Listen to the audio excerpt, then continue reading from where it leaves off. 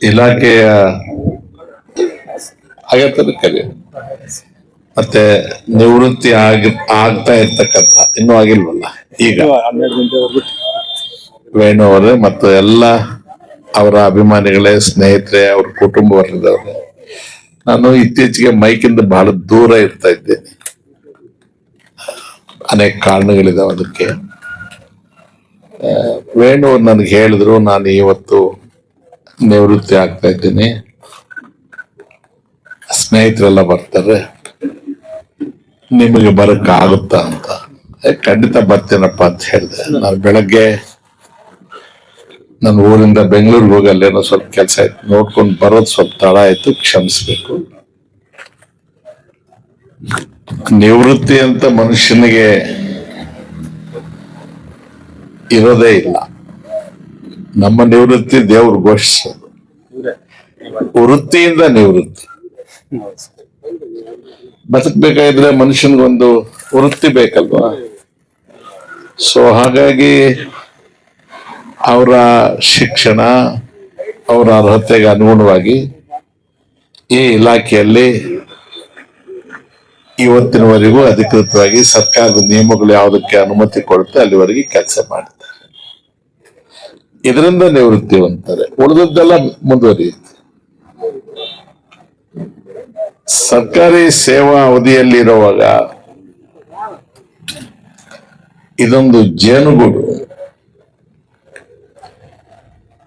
ಒಂಚೂರು ಡಿಸ್ಟರ್ಬ್ ಆದ್ರೂ ಕೂಡ ಹುಳುಗಳು ಎದ್ದು ಯಾರನ್ನ ಕಚ್ಚುತ್ತೋ, ಜೇನ್ ತೆಗೆಯಕ್ ಬಂದವ್ರನ್ನ ಕಚ್ಚುತ್ತೋ, ನೆಕ್ಕದವ್ರನ್ನ ಕಚ್ಚುತ್ತೋ, ಅಥವಾ ದಾರಿಲಿ ಹೋಗೋರ್ನ ಕಚ್ಚುತ್ತೋ ಗೊತ್ತಾಗೋದಿಲ್ಲ.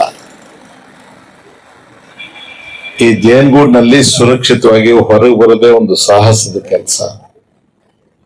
ನನ್ನ ಆತ್ಮೀಯ ಗೆಳೆಯರಾದ ವೇಣು ಅವರು ಇಷ್ಟು ದೀರ್ಘಕಾಲ ಸರ್ಕಾರಿ ಸೇವೆಯಲ್ಲಿ ಗೌರವದಿಂದ ನಡ್ಕೊಂಡು, ಯಾವುದೇ ಕಳಂಕ ಇಲ್ಲದೆ ಬಹಳ ಮರ್ಯಾದೆಯಿಂದ ಕುಟುಂಬ ಪೋಷಣೆ, ಮಕ್ಕಳಿಗೆ ಯೋಗ್ಯ ಶಿಕ್ಷಣ ಸಂಬಂಧ, ಒಬ್ಬ ಮರ್ಯಾದಸ್ಥ ಮನುಷ್ಯನಾಗಿ ಬದುಕಿ ತನ್ನ ಸಹೋದ್ಯೋಗಿಗಳ ಮಧ್ಯೆ ಹಿರಿಯರ ಆಶೀರ್ವಾದ, ಇಲಾಖೆಯಲ್ಲಿದ್ದಂಥ ಸುಪೀರಿಯರ್ ಆಫೀಸರ್ಸು, ತನ್ನ ಕೈ ಕೆಳಗೆ ಕೆಲಸ ಮಾಡಿದಂತಹ ಜೊತೆಗೆ ಎಲ್ಲರ ಜೊತೆಗೆ ಪ್ರೀತಿ ವಿಶ್ವಾಸದಿಂದ ಇದ್ದು ಇವತ್ತು ಅವರು ಸೇವೆಯಿಂದ ನಿವೃತ್ತಿ ಹೊಂದ್ತಾರೆ. ನಾವಿಲ್ಲಿರೋರು ಎಲ್ಲರದು ಒಂದೇ ಕೆಲಸ, ಶುದ್ಧ ಅಂತಃಕರಣದಿಂದ ಅವರ ಖಾಸಗಿ ಜೀವನದಲ್ಲಿ, ನಿವೃತ್ತಿ ಜೀವನದಲ್ಲಿ ಭಗವಂತ ಆಯುಷ್ ಕೊಟ್ಟರಷ್ಟು ದಿವಸ ನೆಮ್ಮದಿಯಿಂದ ಗೌರವವಾಗಿ ಬದುಕೋದಕ್ಕೆ ಆಶೀರ್ವಾದ ಕೊಡಪ್ಪ. ಯಾರ ಮೇಲೂ ಅವಲಂಬಿಸದೆ, ಆಶ್ರಿತನಾಗದೆ, ಸ್ವಾಭಿಮಾನದಿಂದ ಬದುಕ್ತಕ್ಕಂಥ ಯೋಗ್ಯತೆಯನ್ನು ಅವ್ರಿಗೆ ಕೊಡಿದ್ದೇವ್ರೆ. ಇನ್ನೇನು ಕೋಟಿಗಟ್ಟಲೆ ಇದ್ರೆ ತಗೊಂಡೋಗೋದಿಲ್ಲ. ಪ್ರೈಮ್ ಮಿನಿಸ್ಟರ್, ಚೀಫ್ ಮಿನಿಸ್ಟರ್, ರಾಷ್ಟ್ರಪತಿ ಆದ್ರೆ ಮನ್ಲೆ ಏನು ಇಟ್ಕೊಳ್ಳೋದಿಲ್ಲ. ಎಲ್ಲರದು ಒಂದೇ ದಾರಿನ ಹೊರಟುವಲ್ಲ. ಹೋದ ನಂತರ ಉಳಿಯೋದು ಕೀರ್ತಿ ಅಪಕೀರ್ತಿ ಎರಡೇ. ಇದರಲ್ಲಿ ನಾವು ಯಾವ್ದನ್ನ ಆಯ್ಕೆ ಮಾಡ್ಕೊಂಡು ಬದುಕಬೇಕು ಅನ್ನೋದಷ್ಟೇ ನಮ್ಮ ಮುಂದೆ ಇರ್ತಕ್ಕಂಥ ವಿಷಯ. ನಾವು ಸ್ನೇಹಿತರಾಗಿ, ಆತ್ಮೀಯರಾಗಿ ಅವ್ರಿಗೆ ಬಯಸೋದು ನೆಮ್ಮದಿ ಇರಲಿ, ಗೌರವಯುತ ಜೀವನ ಇರಲಿ, ಕೀರ್ತಿಯುತವಾದಂಥ ಜೀವನ ಇರಲಿ, ಅವ್ರ ಮಕ್ಕಳಿಗೆ ಒಳ್ಳೇದಾಗ್ಲಿ, ಅವ್ರ ಮಕ್ಕಳು ತಂದೆ ತರ ತಮ್ಮ ಸೇವಾ ಅವಧಿಯಲ್ಲಿ ಒಳ್ಳೆ ಹೆಸರನ್ನು ತಗೊಳ್ಳಿ, ಇಂಥವ್ರ ಮಕ್ಕಳು ಅಂತ ಹೇಳಿ ಇವ್ರ ಜೊತೆ ಜೀವನ ನಡೆಸತ್ತ ಇವ್ರ ಧರ್ಮ ಪತ್ನಿಗೆ ನಾನು ಇಂಥವ್ರ ಜೊತೆಗೆ ಬದುಕಿದೆ, ಇಂಥವ್ರ ಜೊತೆಗೆ ಸಂಸಾರ ನಡೆಸಿದೆ, ಇಂಥ ಮಕ್ಕಳಿಗೆ ಜನ್ಮ ಕೊಟ್ಟೆ, ನನ್ನ ಪತಿ ನನ್ನ ಮಕ್ಕಳು ಗೌರವಸ್ಥರು, ಸಾಕಪ್ಪ ಭಗವಂತ ನನಗಿಷ್ಟು ಕೊಟ್ಟಿದ್ಯಾ ಅಂತ ತೃಪ್ತಿಯಿಂದ ಆಕೆ ಬದುಕಬೇಕು. ಇದಕ್ಕಿಂತ ಹೆಚ್ಚು ನಾವು ಯಾರು ಏನು ಬಯಸೋದಿಲ್ಲ.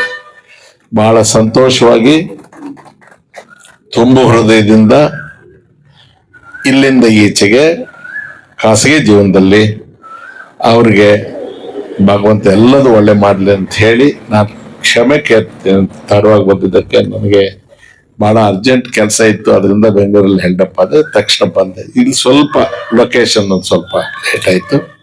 ಸೊ ನಿಮ್ಮೆಲ್ಲರನ್ನ ನೋಡೋ ಸೌಭಾಗ್ಯ ಸಿಕ್ತು ನನಗೆ. ನೀವು ಇಲಾಖೆಯವರು ಹಿರಿಯ ಅಧಿಕಾರಿಗಳು, ಅಸಿಸ್ಟೆಂಟ್ ಡೈರೆಕ್ಟರ್ ಅವರು, ಕಲೀಗ್ಸು, ತಾವು ಬೋರ್ಡಲ್ಲಿ ಇದ್ದಂಥವರು ಎಲ್ಲರೂ ಕೂಡ ಅವರನ್ನ ಇಷ್ಟು ದಿವಸ ಇಷ್ಟು ಪ್ರೀತಿಯಿಂದ ನಡೆಸ್ಕೊಂಡಿದ್ರಿ, ಗೌರವದಿಂದ ಬೀಳ್ಕೊಡ್ತಾ ಇದ್ರಿ. ನಿಮಗೂ ಕೂಡ ನಾವು ಧನ್ಯವಾದ ಹೇಳಲೇಬೇಕು. ಈಗ ಉಪಕಾರ ಸ್ಮರಣೆ ಇಲ್ಲ ಈ ಕಾಲದಲ್ಲಿ. ಅಟ್ಲೀಸ್ಟ್ ನೀವು ಅದನ್ನೆಲ್ಲ ಇಷ್ಟೊಂದು ಗೌರವವಾಗಿ ನಡೆಸ್ತಾ ಇದ್ರಿ. ಆದ್ರಿಂದ ನಿಮಗೂ ಕೂಡ ನಾವು ಧನ್ಯವಾದ ಹೇಳಬೇಕು. ನಮ್ಮನ್ನ ನಾವೆಲ್ಲ ಸುಮಾರು ಜನ ನಮ್ಮ ಪರ್ಸನಲ್ ಫ್ರೆಂಡ್ಸ್ ಎಲ್ಲ ಇಲ್ಲಿ ಬಂದಿದ್ದಾರೆ. ರಾಜಕೀಯಕ್ಕೂ ಇದಕ್ಕೂ ಸಂಬಂಧ ಇಲ್ಲ, ರಾಜಕಾರಣಿಯಾಗಿ ಇಲ್ಲಿಗೆ ಬಂದಿಲ್ಲ.